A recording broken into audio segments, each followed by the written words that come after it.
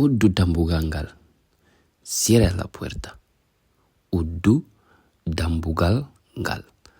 Cierra la puerta. Uddu dambugal ngal. Cierra la puerta. Naatu. Entra. Naatu. Entra. Naatu. Entra. Naɓir doyi. Llévalo poco a poco. Naɓir doyi. Llévalo poco a poco. Naɓir doyi. Llévalo poco a poco. Naɓu ha nder. Llévalo hasta dentro. Naɓu ha nder. Llévalo hasta el fondo. Naɓu ha nder. Llévalo hasta dentro. Duño seeda seeda. Empuja poco a poco. Duño seeda seeda. Empuja poco a poco. Duño seeda seeda. Empuja poco a poco. Mi ronquí. Estoy cansado. Mi ronquí. Estoy cansado. Mi ronquí. Estoy cansado. Fadu ha ɓurani. Espera un momento. Fadu ha ɓurani. Espera un momento. Fadu ha ɓurani. Espera un momento. Waɗu ni as así. Waɗu ni as así. Waɗu ni as así. Miɗo yiɗi ɗum.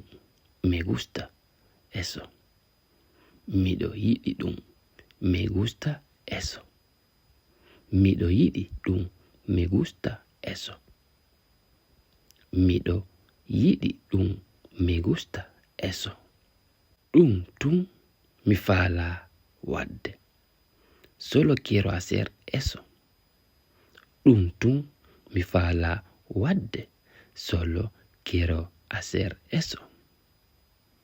Ɗum tun mi faala wadde. Solo quiero hacer eso. Ɗum tun mi faala wadde. Solo quiero hacer eso. An honɗum wattani. Tú, ¿qué estás haciendo? An honɗum wattani. Tú, ¿qué estás haciendo? An honɗum wattani. Tú, ¿qué estás haciendo? Miɗo haldude e makko.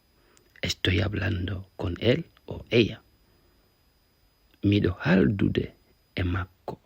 Estoy hablando con él o ella. Miɗo haldude e makko.